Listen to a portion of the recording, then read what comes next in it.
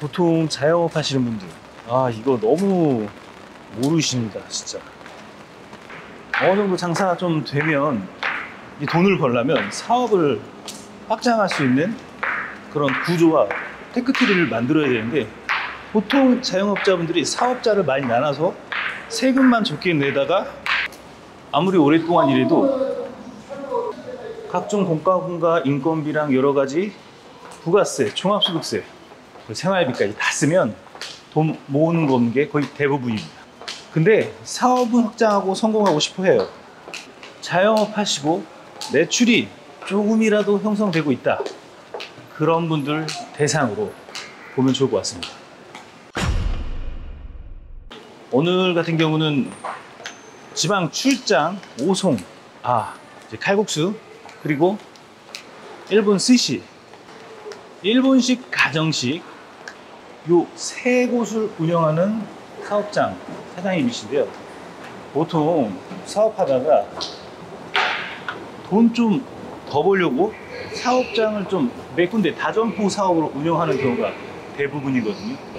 저도 예전에 자영업 할 때 어느 정도 장사가 좀 되다 보니까 점포 하나 더 내볼까, 베스킨라빈스 하나 더 내서 오토로 돌려볼까, 이런 생각 되게 많이 했었거든요.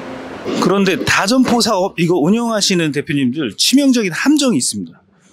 어떤 거냐, 사업장을 늘리다 보면 분명 돈이라는 게 1억, 2억, 3억씩 들어갑니다. 근데 거기서 한번 리스크 실패하게 되면 어떻게 되죠? 3억, 5억 그냥 날려.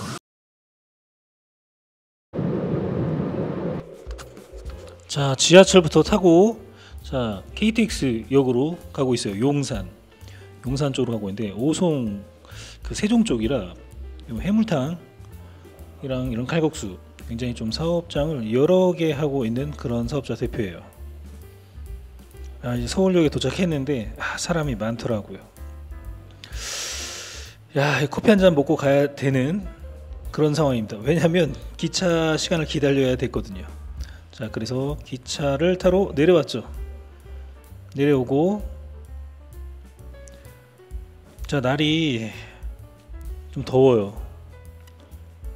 여름이다 보니까 더운 거고. 자, 기차역 보면은 이 번호를 찾아야 돼. KTX역은 내가 어느 호차에 어느 호실인지 미리 좀 가서 체크를 해야 되는데, 이런 걸 체크 안 해놓으면은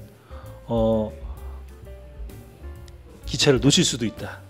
예전에 제가 출장 갔다 오는 길에 서울역에서 내려야 되는데 그 일산 고향까지 갔다니까요. 이 KTX가 예전에는 용산이나 영등포에서 끝나는데 그 고양시까지 이제 가더라고요.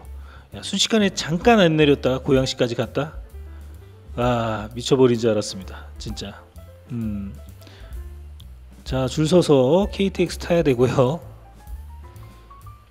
사람이 많다. 근데 KTX로 출퇴근하시는 분들 되게 많은 것 같아요. 물론 이제 고향으로 가시는 분들도 있겠지만 거의 그런 것보다는 출퇴근이 많은 것 같아요.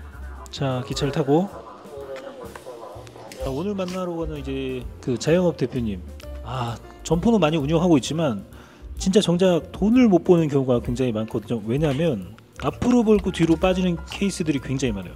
자, 바로 세금 때문에 문제인데요. 장사가 잘 되면 세금적인 이슈를 피할 수 없습니다. 특히 음식점 같은 경우 7억 5천 성실신고가 되면 마의 구간이에요. 더 이상 남지 않아요. 근데 모르고 있다가 세금 맞고 후회한단 말이에요. 이거 기장으로 끝나는 게 아니라 이 세금 관리를 어떻게 하냐에 따라서 그 다음 미래를 그릴 수가 있고 자산을 늘릴 수 있는 플랜을 갈 수가 있는데, 이런 거 구조를 몰라요. 세무사한테 그냥 맡기면 그냥 일만 하다 인생 끝나는 거예요. 본인의 인생은 본인이 책임져야 된다?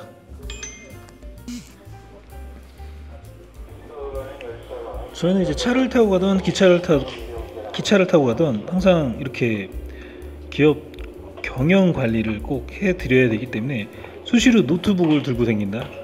저희 이제 정다희 팀장님이 같이 가면서 옆에서 이제 거래처에 관련돼서 관리하고 또 진행해야 될 부분들, 그리고 공지해야 될 부분들을 말을 해드리고 업무를 처리하면서 가거든요. 이게 저희가 어떻게 보면 디지털 노마드와 거의 같다라고 볼 수가 있을 것 같습니다. 뭐 사실 노트북만 있으면 언제 어디서든 일을 할 수가 있거든요. 하지만 우리가 신뢰적인 믿음을 바탕으로 뭔가 계약을 하고 일을 해야 되기 때문에 저희 같은 경우는 이제 방문 드리고 얼굴도 뵙고 그런 형태로 해서 계약을 맺고 보통 1년 아니면 3년에서 5년 정도 경영관리 계약을 좀 많이 맺고 진행한다 라고 보시면 좋을 것 같아요. 지금 보면 정책자금 뿐만 아니라 정부 지원 사업 관련돼서 사업계획서 기획부터 이제 발표랑 질의응답 그리고 대면 평가라든지 면담 이런 것도 같이 준비를 해야 되거든요. 그런 것 때문에 미리 공지를 주고 저희가 이제 경영 지원방을 통해 가지고 이런 클라우드를 통해서 관리를 하고 있다 라고 보시면 좋을 것 같습니다.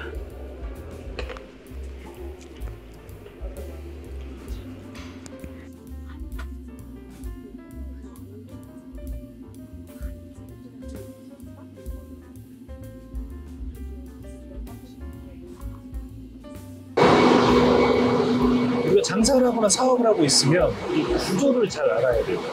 그 중에서 이제 세금이 왜 이렇게 많이 빠져나가고, 그리고 은행 이자 이런 금리 때문에 부담 많이 되는데, 그리고 이제 직원월급 이거 줄 때 되면 피가 마르죠. 그리고 월세 낼 시점 오면 돈도 없는데 어떻게 내야 되지? 카드값 들어오면 겨우겨우 메꾸다가 마이너스 되는 사업장 굉장히 많단 말이에요. 내가 잘못한 건 없는 것 같은데 왜 뭔가 돈이 벌리지 않고 그러지? 이 답은 의외로 단순해요. 매출이, 사업을 열심히 해서 매출이 오르더라도 이게 매출이 오르는 게 다가 아니라 사업 구조가 바로 돈을 남기는 거거든요. 세금을 알아야 돈을 벌 수가 있어요. 자, 세금을 그냥 단순하게 줄인다? 돈 못 벌어요. 자, 금융을 활용하고 우리가 돈을 불리기 위해선 증빙이 있어야 돼요. 그런 서류들에. 12년 동안 이 사업장 운영하시는 대표님인데 12년 동안 이 사업을 운영하셨지만 그냥 뭐 사업 열심히 해서 매출 잘 나오고 뭐 사업이 잘 되면 괜찮겠지라고 생각을 하죠. 그러나 현실은 그렇지 않다는 거예요. 담당하신 세무사는 장사가 잘 되니까 매출이 오르니까 축하드립니다 이럴 수 있습니다. 하지만 정작 남는 돈은 없다는 거. 왜? 세금 구조 모르고 세금만 적게 내는데 포커스 맞춰서 사업 운영하시다 보면 매출이 분산되고 대출은 따로따로 이자도 제각각, 그 결과 마이너스가 나는 사업장이 발생될 수가 있다는 거. 그리고 투자하다가 리스크 세이면 완전 엎어지죠. 5년 10년 일해서 모았던 돈 다 엎어지는 거예요. 자, 요번에 이 대표자님께 말씀드릴 수 있는 건, 자, 이 새 사업자를 어떻게 법인으로 구성하는가. 그리고 두 번째, 공장 부지와 생산 설비를 갖고 싶다. 시설 자금 90% 담보 정부 지원으로 레버리지를 어떻게 활용할 건가. 세 번째, 김치 레시피 이런 거 특허, 식품 연구소 설립으로 기술 보증 기금에서 큰 금액을 확보할 수 있는 그런 포인트. 이렇게 세무와 재무와 기술력이라든지 기타 여러 가지 준비를 하면, 저희 이제 거래처 중에 크루풀 오리 아가씨라는 곳이 있는데 완전 대박 성장하고 있는 그런 사업장 중 하나이죠. 바로 이 테크트리가 있었기 때문에 가능한 거라고 보시면 좋을 것 같습니다. 사업은 뭐 팔 근육 이런 걸로 하는 게 아니고 머리 근육으로 하는 겁니다. 주먹국으로 매출 10억 이거 해봐야 지쳐요. 구조화가 안 되면 10억 아무리 매출 올려도 아무 의미가 없습니다. 알지 못하면 세금이 오히려 독이 될 수 있다. 왜? 여기라고? 진짜? 알았어. 왔어? 알았어. 오케이.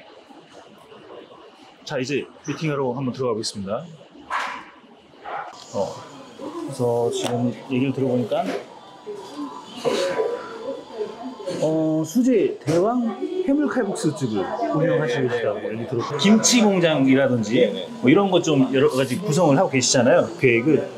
그런 걸 이제 부동산이라고 해당이 되는 거거든요. 공장이나 창고나 이런 게. 그래서 이런 거의 맥락으로 봐서 개인으로는 돈을 불리는 작업을 잘하는 걸 바로 이제 재테크라고 표현을 해요. 근데 사업으로 표현을 하면 비슷한 맥락인데, 사업은 매출이 일어나면 그걸 또 돈을 공장이나 창고나 사옥이나 뭐 주식이나 다른 걸 할 수도 있겠지만, 보통 지원금, 세금, 즉 뭐냐면 대표님 사업이 잘 될 수 있도록 그런 테크트리를 태워서. 자, 미팅을 마치고 나왔죠. 보니까 만나보니까 이 대표님 같은 경우는 이제 땅을 준비하면서 거기에 공장까지 해서 사업을 키우고 싶은 그런 사업자 대표인데, 이럴 경우 진짜 제일 중요한 게 바로 재무제표랑 세금의 구조.